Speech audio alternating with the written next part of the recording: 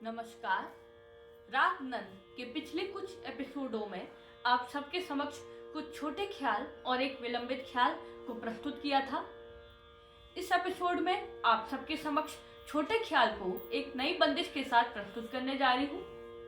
इसके स्थाई के बोल हैं, मोहे करन दे बतियां, देर भई सैयारे, मत कर मान गुमान। इसके अंतरे के बोल हैं, एक तो बैरन ननदिया, दूजी संग की सखियां, खेलत बिलमावत अकुलावत। तो आइए प्रस्तुत है रागनंद का ये छोटा ख्याल।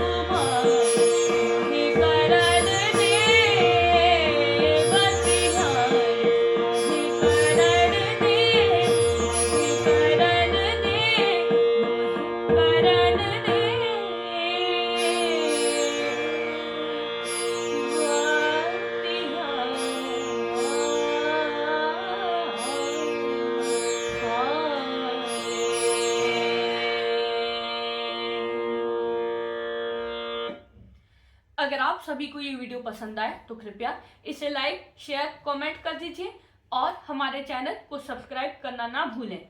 धन्यवाद।